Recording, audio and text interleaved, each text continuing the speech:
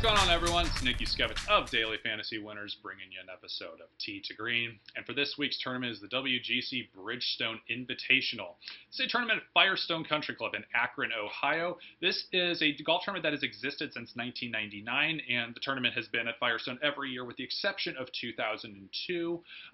There are only 61 players in this field, and so not only is it an invitational, with a smaller field, but it is particularly small this year, and there's actually only 59 players you can choose from as of right now. I'm recording this on a Tuesday evening before the tournament, and so there's only 59 players you can choose from on DraftKings as we speak, but I think the two missing names are some players that would be much on the cheaper end. So in any case, there is no cut this week because it is an invitational and a WGC event. There are usually, though, about 75 players or so in this field, and the reason why it is not only just a small field, but a particularly small field this year is because the tournament has been moved up from early August to late June/early July because of the Olympics, of course. And then the other thing is it also conflicts with the French Open. And that is not the tennis tournament, that is the golf tournament, the French Open. So there are some of the top European players playing over in that. I believe Rory McIlroy, Danny Willett, a couple of them. Sergio Garcia, I believe, is over there as well. So you get an idea that there is a bit of a conflict this year in the scheduling. And so that's why it's particularly small this year. And they don't just replace the missing top 50 players in this field with just some random names, so to speak, or people that are alternates or on standby. So that's what we're looking at here, and I'm going to get into this a little bit more from the strategy standpoint a little bit later on in the video. But for right now, let's take a look at Firestone Country Club. This is the South Course at Firestone. It is a par 70 tipping out at 7,400 yards. This is a slightly on the long side for a par 70 golf course, and particularly when you take a look at the par 4s. They are all over 400 yards, and most of them are actually in the upper 400-yard range. And so certainly a longer-ish type of golf course. There are only two par 5s on this course. Number 2 at 526 yards can be pretty much eagled by anybody of any driving distance. It'll certainly depend on pin placement and conditions a little bit for how many will be given up, but we should see about 10, maybe a dozen eagles here allowed. And the reason why also, if you're thinking like, wait, why are there only like 10 or 12 eagles given up on this hole when it's only 526 yards? It's a smaller field. It just, you think of it that way. You're going to have, so if you think about it as a full-size field, we'd be getting, 25, maybe even 30 eagles, something like that. So anyways, that's kind of why the number is a little bit lower there. So it is a hole that can be given up, but again, it can be pretty much by anybody of any driving distance. In complete contrast to that, number 16 is 667 yards. Yes, and this is not even hole 18 at Kapalua where you're playing down a mountain, basically, to close the round. It is a very long hole. It does play downhill in the middle of the par 5 a little bit, but there is a pond in front of this green, so essentially there is going to be no one or just only a couple people going for this green in 2. If you're wondering how in the world can somebody go for this green in 2 with a 667-yard par 5 when there's a pond in front of the green, if you go back to 2014, you can look this up on YouTube. It's actually a pretty popular video. Bubba Watson, there is a downhill spot on the par 5 if you bomb it far enough, and particularly I believe it's on the right side of the fairway. You can almost catch I think they call in the video a speed slope, I think that's what they call it. But in any case, it's particularly steep on the right-hand side of the fairway, and it goes downhill. Bubba cranked a 424-yard drive. And I don't think the wind was even howling that much. I think it was slightly downwind or something. But in any case, if Dustin or Bubba or Jason Day or one of those guys really cranks one and catches that spot perfectly, yes, they could have a chance to go for this green in 2, certainly. But for the most part, there will be no eagles here. And if there is, it's most likely going to be a hole out, from a 100-yard layup or whatever. So in any case, at the end of the day here, there is no length advantage here from the par 5 perspective. So let's take a look at, I want to actually talk about my opinion of this golf course a little bit. If you're watching this golf tournament on television, you might not think it's anything that special, but however, as a golfer and somebody that, wants to see, I guess, just talent and good golf rewarded, this golf, obviously this tournament is smaller and it's a pretty high quality field still, even with a few of the absences of the European players over at the French. Even though it is that, this golf tournament in particular, though, will still really show the better golfers' strengths, and the talent will kind of prevail here a little bit. Basically, and there's two reasons for this. There's the tournament perspective and the course perspective. From the tournament perspective, when there isn't a cut, you've got everyone playing the same amount of holes, which is, of course, a bigger sample size and will effectively help the better players because, and this goes for any sport, individually or team-wise, if the longer the game is or the longer you're looking at a sample size, the better talent or the better player is going to, or better team is going to prevail more likely in that situation. And the smaller the sample size is, the more likely there is a chance of variance and randomness.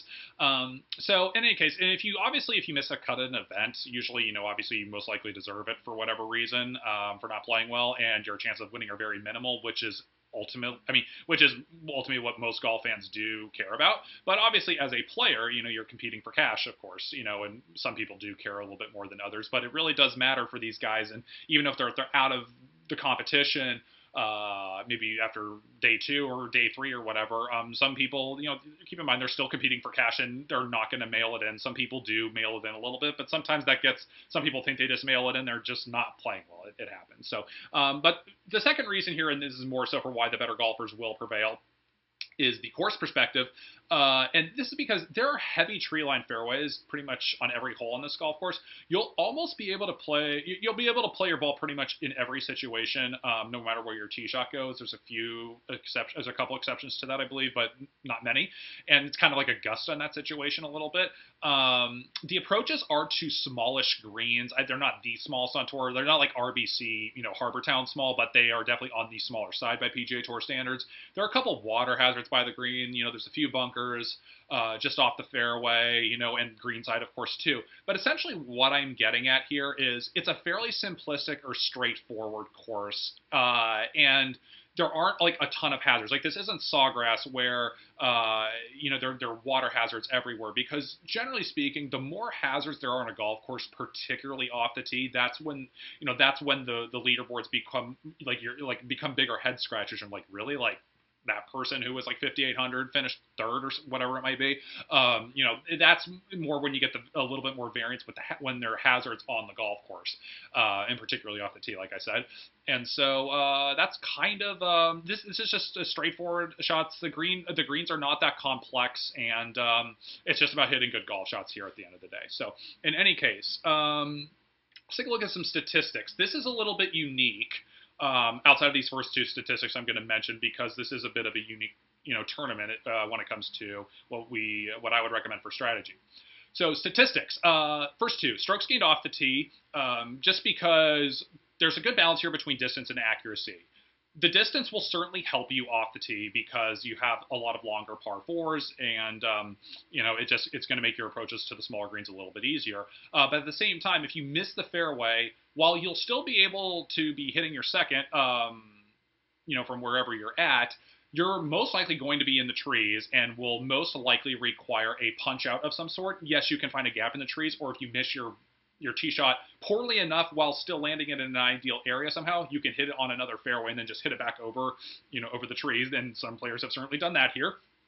But for the most part, missing the fairway is bad here because you will be in jail by the tree somewhat, and you'll be sometimes punching out directly sideways. Sometimes you'll punch out to a little, 45, 50 yards out where you have a pitch into the green, and sometimes players will be really aggressive in going for the green in certain cases. So it makes it tough when you do miss the fairway. So there's a good balance there with the strokes gained off the tee.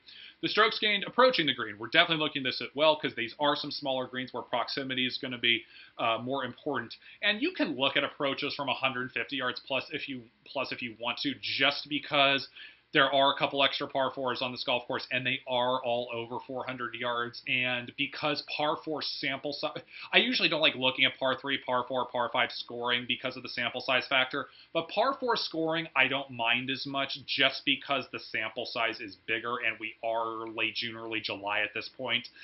There is a bigger sample size there. So you can look at you can look at par 4 scoring if you want. I don't think it's really still that ideal, just because you can still get, I think, enough randomness in that statistical category. But if you want to look at 150 yard plus approaches, that could help you a little bit as far as that goes. But here's really what I want to get at in terms of a little bit more of a unique strategy here. The number one thing most people look at when making their golf picks, whether they're using a model or not, whether they're casual player or pro, most people are almost always looking at recent form. I recommend you use recent form when you can, but you should definitely only do it when the ownership of that player is going to be low. Basically, if they're flying under the, they're flying under the radar, and maybe they're near some guys that are really playing extremely well that are going to be highly owned, or if you do use a highly owned or a guy you think is going to be a little bit more highly owned, make sure you have some particularly low owned guys. It's just basically attack the ownership in this small field. Again, there's only 61 players in this field and 59 to choose from on DraftKings, as at least right now. So the ownerships are going to be magnified here. And so even more so, I think it's a good thing to be either fading some of the highest owned guys in this field, or to pair them up at least if you really want to use them with some guys that are going to be fairly lowly owned, because there are going to be duplicate lineups out there, absolutely, in this small of a field. And the number of draft, it's not like the DraftKings size of the contests are really changing at all. The majors with the millionaire maker is different, but other than that, you're getting the same kind of DFS contest on DraftKings each and every week. So it's not like that changes, and so the ownerships are just simply going to become magnified, and your chances of getting duplicate lineups are significantly increased here, which is obviously something you do not want. Secondly, and this is very important, I think a lot of people here, a lot of people do this when it comes, in daily fantasy and daily fantasy golf and generally speaking, but they particularly like to look at birdie or better percentage guys when there are fields with no cuts, just because there's no risk here. You're going to play all 72 holes unless you withdraw or get DQ'd or something. The thing is, and like a lot of people are probably going to be on Dustin Johnson, for example, this week. He's coming off a U.S. Open victory, and he's a bomber. He really racks up the birdies when he's playing well, and so obviously there's a lot of people going for him. But just keep this in mind, though, for this golf course in particular. This really doesn't have like an aggressive versus conservative setup. Every hole, again, like I said, is fairly straightforward. The greens are small, and they're just not that difficult or complex, and they just don't have like a bunch of different sections. Yes, they are. Yes, they're difficult for the average golfer. No kidding. But at the same time, the players definitely play on tougher greens than this. I will say that. So it really isn't about like attacking a tough pin as opposed to just hitting good quality golf shots close to the hole. It's not really, again, like I said, the aggressive versus conservative mindset. So I don't think you're going to see the birdie or better percentage thing really come out here. There aren't really that many dog legs on this course where you're cutting golf holes off and things of that nature. So. And just to keep this in mind as well, the difference between 41st and 50th, there are only 61 players. Again, I know I've said this a couple times already, but there are only 61 players in the field, and you get points for finishing in the top 50 in DraftKings. So the difference between 41st and 50th and 21st and 25th is 3 fantasy points, which is equivalent to a birdie. And which is also, if you finish 21st or 25th in comparison to 10th, that's also the difference of 3 fantasy points. So, just keep in mind that just one putt lipping in or out is going to be, is the difference between, what place you finish sorry, I'm not explaining that very well. Just the difference of maybe one putt lipping in versus lipping out is the difference of, 21st to 21st and 50th, or 10th and 21st to 25th, where that's going to be several strokes differential basically. So just keep that in mind as well, that, don't be afraid to choose basically guys that are the more expensive guys, or even middle of the road guys who maybe aren't in the best recent form as of late. I would not be afraid of that, because the worst thing that happens is I guess the worst thing that happens is if they withdraw or get DQ'd, but they're going to play all 72 holes, and so there's not that floor worrisome to be worried about, and they're going to be lower owned, and they still likely have tremendous upside, and I'll talk about this more in just a second. So what am I recommending this week as far as a lineup strategy? Balanced salary method. I'm definitely recommending this. Let's take a look at some past leaderboards here, actually, of this tournament. So this is last year's WGC Bridgestone Invitational. And I'm not going to, we won't look over the whole thing, but just look at the names that are in this 2015 leaderboard. Shane Lowry, obviously, he was on the start of the rise last year. He's the defending champ, and obviously he was nearly won the U.S. Open this year. Bubba Watson, Jim Furyk, Justin Rose, all-stars. Robert Streb, he was in a bit of a hot streak, I believe, at this point last year, but everybody in PJ Daily Fantasy knows who Robert Streb is. Brooks Koepka, Danny Lee, David Langmuir, Henrik Stenson, Fowler, Spieth.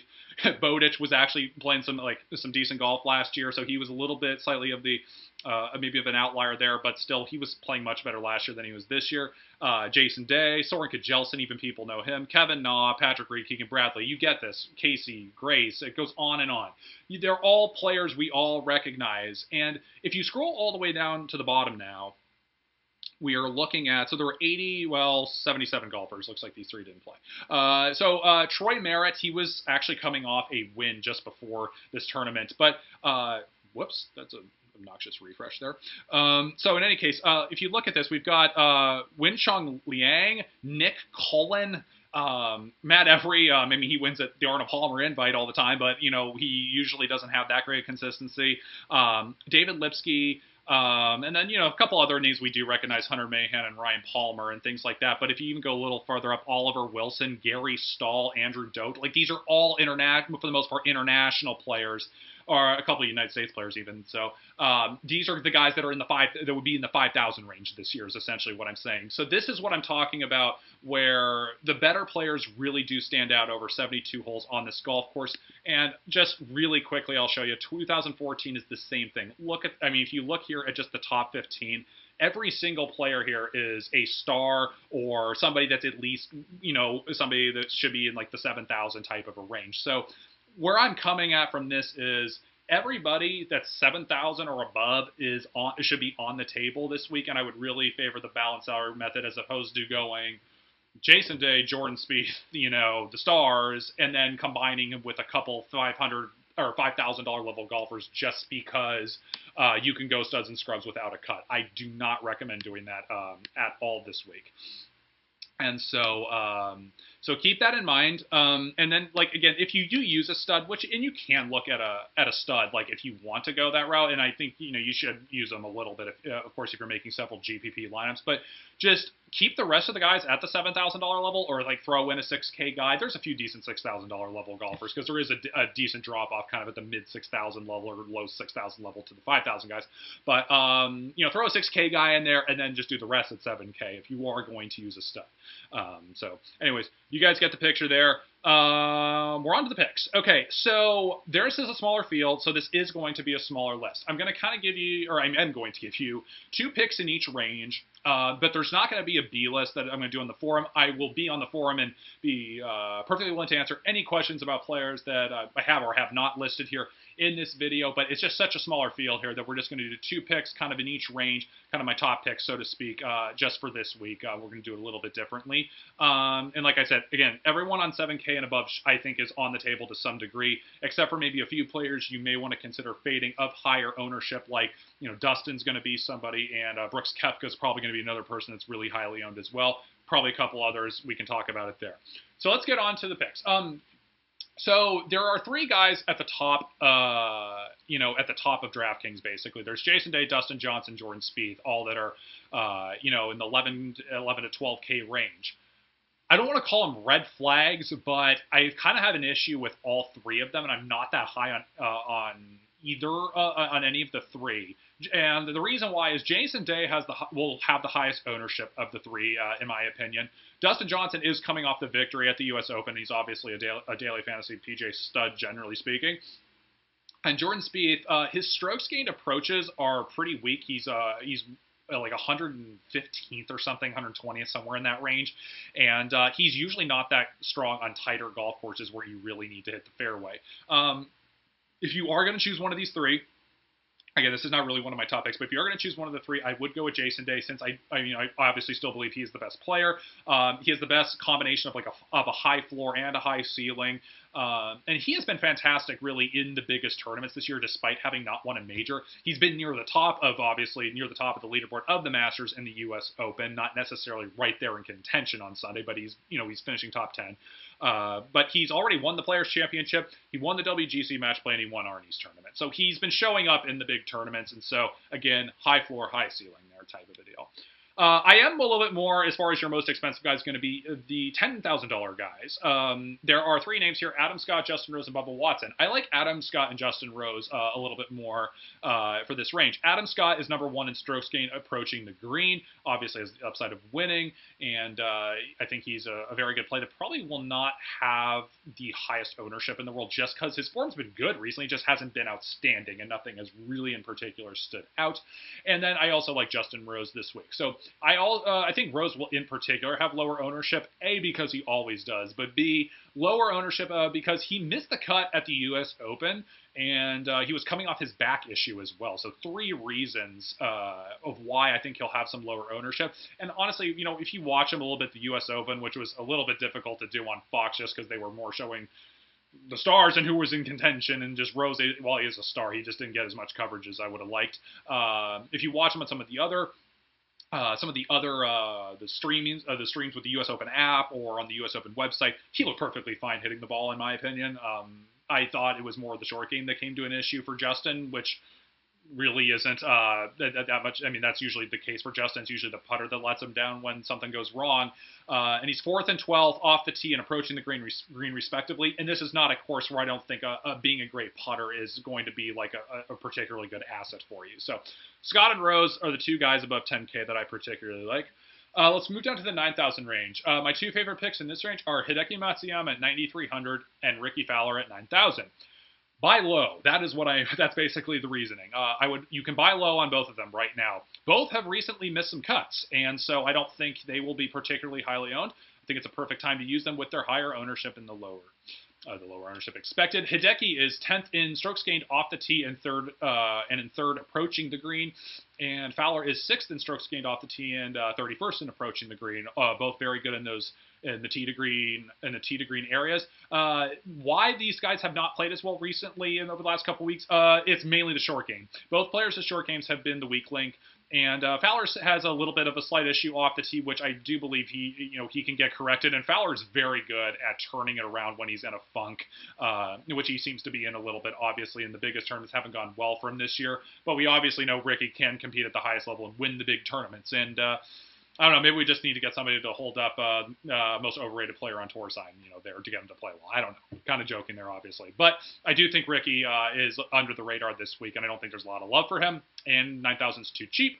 And Hideki has been slightly off with the approaches to the green, but again, I don't think it's really that bad. It's more the putter, and I've already said putter, not that big of a deal here at Firestone.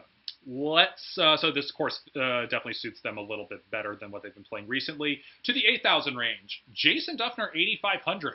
He's quietly been playing awesome golf, and he's in pretty good form, but it's nothing that, like if you ask the average person, what did Jason Duffner finish at the U.S. Open? No, I don't think anybody is saying top 10, and he finished, I believe it was T8. And so he's been actually putting together some pretty darn good consistency. And I think a lot of people saw this price, they thought it was a little on the expensive side, just because of where Duffner's been this year. But we all know Jason Duffner is on the rise, getting back to where he was, in 2012, 2013. And he's flying up the strokes gained off the tee, strokes gained approaching the green rankings. And so, again, I think this is a good time where you can play somebody that is in good recent form that won't have very high ownership, because there's plenty of other guys in this 8K range that'll get higher ownership than Duffner. And the other guy at 8,300, I like Louis Oosthuizen. This is another buy low opportunity. Always shows up in the majors and WGC events. You're going to get some low ownership there, and I think he's too cheap. So moving on down to the 7,000 range. The 7,000 range, picking 2 guys here for my top picks was a little bit difficult. There are a lot of 7,000 guys that I'm looking at that I just think, I can very easily see a top 5, top 10, and in some cases win the golf tournament. But I'm going to go to the lower end of the 7K range. I like Byung-Hun An. Similar to the Duffner argument, I think he will still not have that high of ownership, despite that he's been in very good recent form. I was shocked how low his ownership was at the U.S. Open, and I just still don't think a lot of people really know about him, and it just seems like, regardless of the good form, he's just not getting enough playing. It's just really simple as that, and he's just underpriced. rising star Byung Hun An, and another rising star who's just ready to break out, Emiliano Grillo at $7,000. Awesome tee to green game. He's just very close. He had a T17 at the Masters, T11 at the Memorial. You know, he was leading the Memorial, I believe, at one point. It was tied for the lead, or basically, you know, on the final day, and just let it get away from him a little bit down the stretch. But nevertheless, he's compete very well against the best competition. A youngster ready to break out. You get good value with Emiliano at 7K. And to the 6,000 range real quick, 6,700 Soren Kjelsen and 6,300 Andrew Johnston. Basically the best upside or in of the 6K players, and also a couple guys that are in good recent form. While they should not have very much high ownership, Kjelsen will have a little bit more than Johnston. I think Johnston's a great low buy at 6,300. He would be kind of the one guy in the low 6K range. That's my favorite pick, at least of the group. So that's it for the picks. There is no tournament next week. Unfortunately, it is for the wrong reason, and I'm wishing all the best to the people in West Virginia and get back on their feet and everything like that. So we will be back though in a couple weeks from now for the Open Championship, of course, and getting you ready for. We'll probably do another couple multiple part videos for that tournament, and we'll try and get a strategy video out again as well coming up soon. And again, been hearing some requests from people for that as well, just because there doesn't seem to be a lot of strategy content out there, or when the strategy content is in, it's in with the preview videos, and it's only a minute or two. So I'm going to try and get a few more of those out recently, and probably after July 4th, because with no Greenbrier, we're going to probably be taking July 4th off a little bit for a quick little vacation type of a thing. But when we get back, while the Greenbrier's going on, we'll probably crank out a strategy video in there, and then kind of get us ready for the Open Championship for another Millionaire Maker already. And then keep in mind, we got the PGA Championship only 2 weeks after that for maybe another Millionaire Maker. That'll be interesting how DraftKings actually addresses that. So we'll keep an eye on that as we move forward. So anyways, thanks for watching. We always appreciate liking and subscribing to our Twitch and YouTube channels. You can follow me at Juskewycz and Daily Fantasy Winners at DFantasyWinners on Twitter. All right, good luck, everybody.